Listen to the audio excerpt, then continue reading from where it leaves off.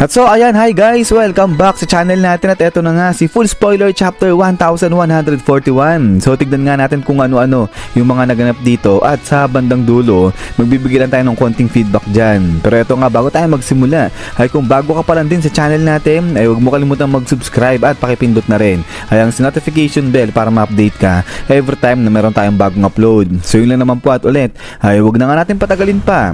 Simulan na natin yan at dito nga yan magsisimula sa puno ng Adam dyan nga sa may Elbaf dahil etong si Ripley dinala niya etong si Frankie sa isang malaking branch dyan nga sa may Adam tree at dito sinabi ni Ripley na kailangang putulin yung branch na yon at tinamaan ng kidlat kasi nag-aapoy na yung branch na yon. So siguro parang di na kumalat yung apoy dyan nga sa puno ng Adam. So mamaya ay babalikan natin yan pero pagkatapos nito ay talo naman dito yan pabalik sa parte-parte na ng mga higante natin dahil dito ay may kita na etong sila Nami bumalik na dyan nga sa party-party. So si Nami saka si Rod lang yung bumalik dyan at ngayon etong si Nami tinatanong niya etong si Jurul kung ano raw ba yung tipo niyang babae. So sagot etong si Jurul, sabi niya nga dyan na older woman, sabi niya ganyan. So yun pala yung tinutukoy dun sa hint natin na older woman. So yun pala yung tipong babae ni Elder Jurul. So dito hindi ko alam kung na-typo lang ba etong leaker natin kung Jurul ba talaga o Jarul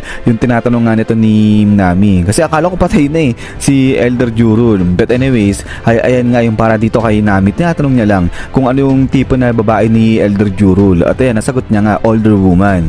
At then ay pagkatapos nga nito ay talo naman dito yan sa side naman ni Rod dahil dinala niya yung dalawang gwardiya na nakita nila dun sa may kastilyo yung inatake nila Shamrock at eto ngayon si Gerd ginagamot niya etong dalawang gwardiya ng ang higante. Pero sa kabilang banda ay dito naman ginulpi niya etong si Rod dahil sabi nga dito ni Gerd na parang suspicious etong si Rod na naman. So kawawa etong si Rod tapos etong si Sanji pa nakisali rin dyan. So ayan medyo makulit-kulit lang dito sa part na to pero pagkatapos niyan ay talo na dito pabalik sa may part nga o sa may area ni Prince Loki dahil dito naman ay dumating na etong si Luffy saka nga etong si Zoro at eto ngayon dalawa na to ay nag-iisip sila o nag-uusap sila kung paano gagawin dito kay Prince Loki, kung papalayain ba talaga nila yan o hindi. Pero ito nga ay habang nag-iisip nga dito itong dalawa maya-maya pa mula sa kalangitan ay biglang dumating dyan itong grupo ni Harudin yung kanyang crew. So nakasakay sila sa isang barko at eto nga paglapag nila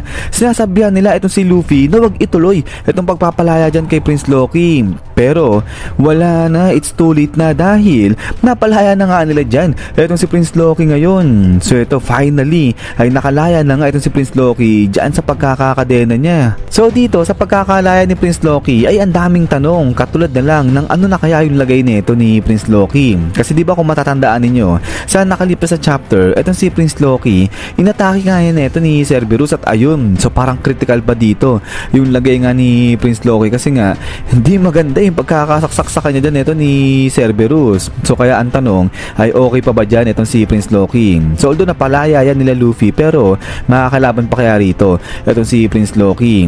At yung sa pangalawang tanong naman dyan, ano kaya yung gagawin nito ni Prince Loki if ever na okay naman siya. Kasi nga kung matatandaan niyo diba sinabi ni Prince Loki na uunahin niya dyan ay etong si Luffy.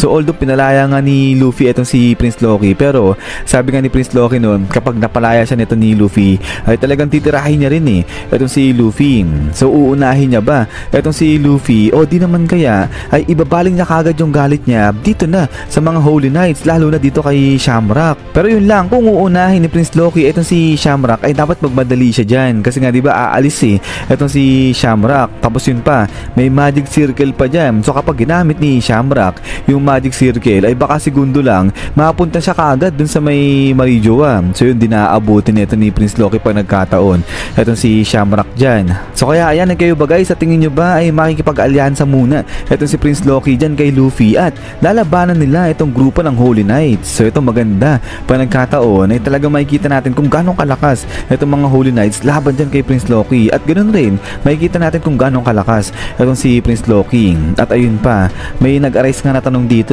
na parang dapat nung nakaraan pa to kasi nga paano nga raw ba nalaman ni Prince Loki na itong si Shamrock kamukha ni Shanks eto nakapiring itong si Prince Loki dyan. So kaya nga rito ay sinasabi na hindi kaya makita na natin kung ano yung ability nito ni Prince Loki agad-agad pagkalaya niya. At so ayan yung mga iilang exciting na part na pwede mangyari sa pagkakalaya nito ni Prince Loki. But then, ay balikan nga muna natin ulit itong sila Ripley saka nga itong si Frankie. Dahil ito nga si Ripley, di ba sinabi niya na kailangan nilang putulin yung napakalaking branch dyan ng Adam Tree na tinamaan ng kidlat kasi nga nag-aapoy na. So dito pwede nga mangyari na putulin nga nitong dalawa ni Frankie saka ni Ripley yung branch. Tapos itong si Frankie kunin niya yung kahoy na yon para i-upgrade na itong si Sunny.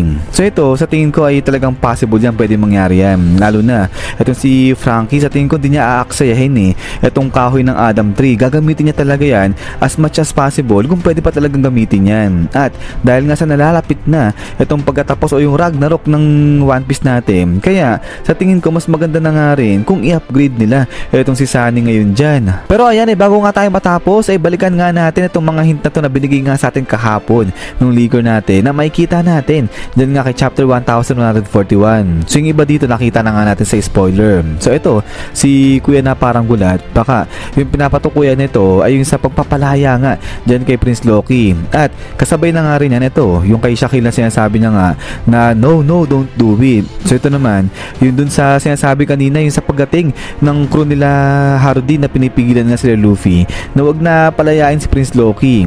Tapos ito yung mahirap na hulaan na hint, baka ito nga yung nanggaling naman yung crew nila Harudin mula sa kalangitan na bumaba doon sa may underground tuloy, sa may underworld. Tapos etong si Manong na sinasabi nga rito na older woman ay eto na nga yung tinatanong ni Nami sa Elder Jurul kung ano yung tipo niyang babae, at ayun yung sagot nga ay older woman. At eto naman dito yung puno natin ni Trim ay eto nga yung patungkol dun sa Adam Tree na kung saan sabi nga ng replay kailangan nilang putulin yung branch no na tinamaan nga nung kidlat kasi nga nag-aapoy na. So itong 5 nakikita na natin, pero itong part na to na kung saan nga ito lumabas nga dyan itong cannonball ni Baggy at ayan parang ibabounce back ni Luffy, hindi natin nakita dyan sa spoiler. So ito yung inaabangan ng marami na ano yung ibig sabihin niya. So meron pa talagang part yan dyan sa may chapter 1141. So lalabas ba talaga itong Cross Guild dyan? At yung last na hint na binigay nung leaker natin ay eto naman yan. So yung dragon, so play natin saglit. So yan, so parang no lang dito itong dragon. So itong di ko alam kung anong ibig sabihin yan, kung lalabas ba dyan itong si Monkey the Dragon, o dahil nga sa nag-no dito itong dragon na to, walang dragon na lalabas kasi dalawa lang naman yan so it's either may lumabas na Monkey the Dragon o talagang totally walang Monkey the Dragon sa chapter na to. Pero yun nga guys ay eto yung mga abangan natin na makita kung lalabas nga dyan itong si Baggy, yung Cross Guild at saka nga itong si Monkey the Dragon, no, talagang wala silang part dito sa chapter na to. Pero ayan pagkatapos nga nyan is yan guys, so hanggang dito lang itong spoiler natin kay chapter 1141. At ayan pag lumabas naman na si full summary ng chapter na to ay pe-present ko na lang kagad sa inyo yan guys. So yun na naman at ulit ay maraming salamat sa panonood dito kay One Piece natin. So lagi mag-iingat at huwag niyo pala kalimutan mag-iwan ng like. So yun na naman, so lagi mag-ingat, God bless nyo lahat at kita-kits tayo ulit.